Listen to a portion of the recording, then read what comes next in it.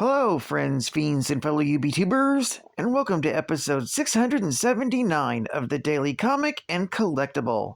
Today, the collectible of the day is the Hasbro Toys, Amazing Fantasy line, Marvel Legends series, Retro Kenner Cardback, Spider-Man action figure. Peter Parker was a teenager of average ability before a radioactive spider bite bestowed strange powers and great responsibility. With over 80 years of entertainment history, Marvel has become a cornerstone of fan collections around the world. This quality 3.75-inch Marvel Legends series Retro 375 collection Spider-Man action figure features 5 points of articulation for posability and features webbed wings inspired by Spider-Man's first appearance in Amazing Fantasy, issue number 15. This collector's Spider-Man action figure is designed with retro-style packaging inspired by the Kenner line of figures from the 1980s, and even includes the Kenner's logo on the front.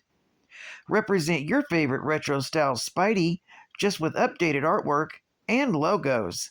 This figure was released in 2022 by Hasbro Toys.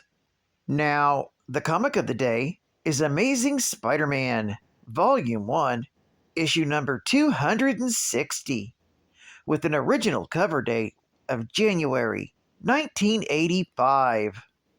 Although my copy is a reprint from 2024, with story by Tom DeFalco, art by Ron Frenz, and cover by Ron Frenz.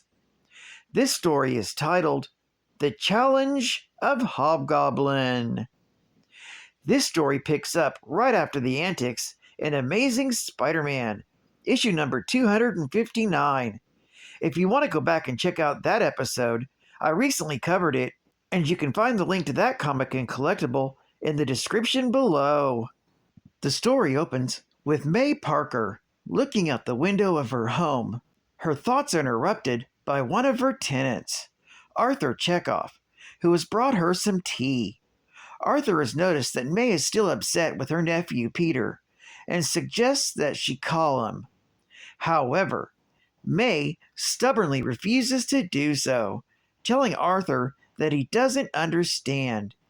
She tells him that Peter devoted his entire life to science, and now he has just quit. Chekhov points out that perhaps she's being unfair and should hear Peter's side of the story, believing that he's a gentle young man who couldn't bring himself to intentionally hurt somebody. Meanwhile, at that very moment, Spider-Man has shown up at one of the illegal gambling operations that was recently visited by the Hobgoblin. During the ensuing battle, one of the wall crawler's web shooters backfires, covering his hand in webbing. This catches Spider-Man off guard, but he easily trounces the thugs. He prevents the bookie from escaping and learns that the Hobgoblin came to force them to turn over 10% of their profits to him. Unfortunately, Spider-Man learns that the Hobgoblin doesn't collect the money himself, but he has minions under the employ of the Rose to get the money. As Spider-Man swings away, he thinks about how his web shooter backfired on him, and realizes that he hadn't kept up with their maintenance since he returned from Battleworld with his alien costume. Since he turned that costume over to Reed Richards for examination, he's had to wear his original costume and equipment without testing it out first. Spider-Man has also had other concerns on his mind lately, namely the turbulence in his relationship with the Black Cat. He needs to make peace with Aunt May, and how to deal with the fact that Mary Jane Watson revealed that she knows that Peter Parker is really Spider-Man. His mind then turns to the Hobgoblin, and he worries that the villain teaming up with the Rose will only make things worse. Spider-Man then recalls how the Hobgoblin used Norman Osborn's Goblin formula. Although he destroyed Norman Osborn's journals, Spider-Man feels that he will be responsible should the Hobgoblin seriously hurt somebody. Meanwhile, the Hobgoblin reports back to the Rose informing him that everything is going according to plan. The Rose then allows the Hobgoblin to go off on his personal mission. Once the villain is gone, the Rose's men ask him if they can trust the Hobgoblin. The Rose is unconcerned, as soon he will require enough power to eliminate the Hobgoblin as soon as he has no purpose. Elsewhere, Mary Jane Watson is running late for a meeting with Liz and Harry Osborn. When she catches up with them, she remarks about how much Liz's pregnancy is now showing.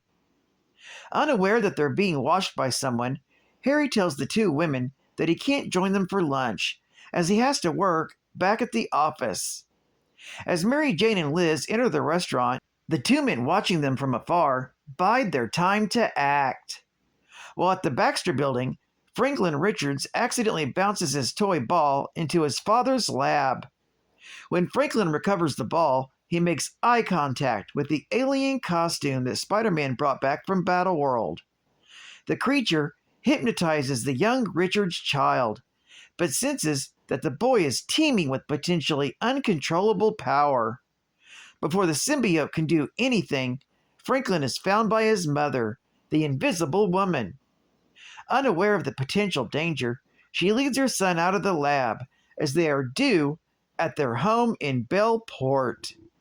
At that very moment, Harry Osborn returns to the Osborn Manufacturing Building. He frets about keeping his father's business afloat, but fears that he can't handle the responsibility. In his office, Harry worries that someone is trying to take over the company. As he's lost in thought, he doesn't see the Hobgoblin flying towards his office window.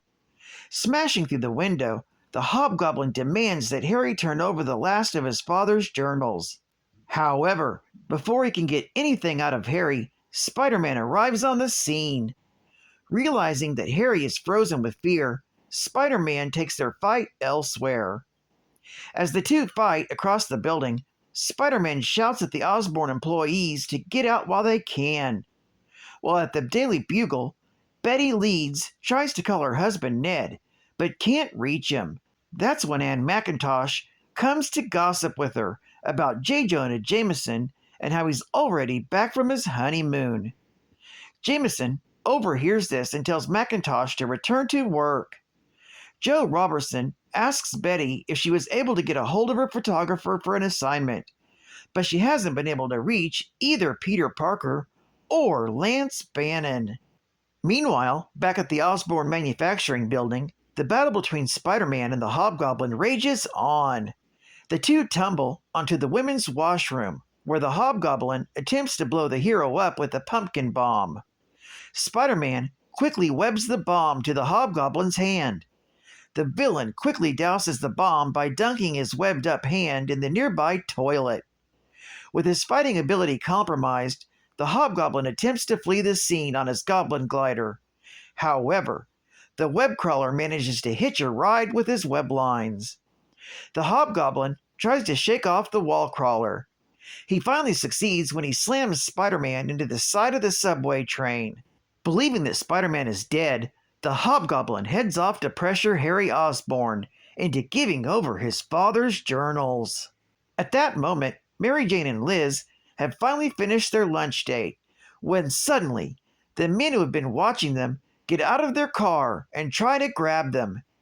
Harry arrives and tries to stop them, but is shoved aside while the two thugs escape with his wife and friend. Harry is furious that someone would threaten his wife and unborn child, and vows that if any harm comes to them, they will feel the wrath of the son of the Green Goblin. At that very moment, Spider-Man crawls onto the roof of the subway car, having survived his clash with the Hobgoblin. He worries about the Hobgoblin's harassment of Harry, as it could lead to his remembering the fact that his father, Norman Osborn, was the Green Goblin, and that Harry himself also briefly adopted the identity and also knows Spider-Man's secret identity. This story is continued in The Amazing Spider-Man, issue number 261. Geek Fact: Spidey has been going through a lot lately and has a lot of worries already on his mind. For instance, the fate of his alien costume, which he picked up from Battleworld in Marvel Superheroes Secret Wars, issue number 8. He turned it over to Reed Richards for study after discovering it was alive in Amazing Spider-Man, issue number 258. He also worries about some secret putting distance between himself and the Black Cat. The Black Cat is hiding the fact that she was granted bad luck powers by the Kingpin in Peter Parker, the Spectacular Spider-Man, issue number 89. And lastly, he's worried about Mary Jane Watson knowing his secret identity. She revealed to him that she knew in Amazing Spider-Man, issue number 257. The details of this discovery are detailed in Marvel graphic novel, issue number 46, and Untold Tales of Spider-Man, issue number 16. Also, Aunt May has been upset with Peter since he told her that he quit grad school in Amazing Spider-Man, issue number 253. Bonus Geek Fact: with the Hobgoblin's recent attack on Harry and Osborn Corps, Peter is worried how much more Harry can take before snapping. During the days leading up to the death of his father, Harry was dealing with a drug addiction, as explained in Amazing Spider-Man, issue number 96, 97, and 98. He had a relapse in Amazing Spider-Man, issue number 119. Harry also discovered that his father was the Green Goblin in Amazing Spider-Man, issue number 122. That led to a break in his sanity that led to Harry discovering Peter's secret identity and becoming the Green Goblin himself, lasting until Amazing Spider-Man, issue number 137. Though Harry underwent therapy, making him forget his experience as the Green Goblin, as seen in Amazing Spider-Man, issue number 151. However, at the time of this story, Peter believes Norman Osborn to be dead, following their battle in Amazing Spider-Man, issue number 122. Unknown to the public at large is that Norman survived, as revealed in Osborn Journals, issue number 1. State-of-the-art gaming! I had to think quick. Remember where I'd seen the key, or I'd be hot-footing it over a fire pit. That's when the head bone come flying at me. This wasn't gonna be no day at the beach. Montezuma's Revenge! Featuring Panama Joe. If you've got a mind like Einstein and reflexes to match, then Montezuma's Revenge is the game for you. It's a revolutionary game that challenges you to think smart and react fast. Join Panama Joe's search for buried treasure. Figure a way to get him through the fire pits, behind the locked doors, through 100 rooms, crawling with critters. Get Montezuma's Revenge and get ready for action and adventure like you've never had before. Only from Parker Brothers. And final geek fact. Even though Peter tried to protect him, Harry's tranquility was shattered when the after effects of the Inferno crisis sundered the barrier between his conscious and subconscious minds, returning his memories of being the Green Goblin, as well as his irrational hatred of Spider-Man. Convincing himself that his father was a good person and that Peter resented the Osborns, Harry attacked him. As the Green Goblin, Harry subjected Spider-Man to a psychological torture using hallucinogens, although they also enabled his escape when he exploded in a fit of mindless rage. Tracking Spider-Man down, Harry decided to kill him. However, when Peter decided to let Harry deal a killing blow to end things once and for all, Harry found himself unable to deliver it. Conflicted, Harry fled with the promise of his eventual return. Well, I'd like to thank you for joining me for another Daily Comic and Collectible, and I hope to see you again Friday. This is Cat Fan Comics Man, and I'll catch you on the flip, baby. Over and out.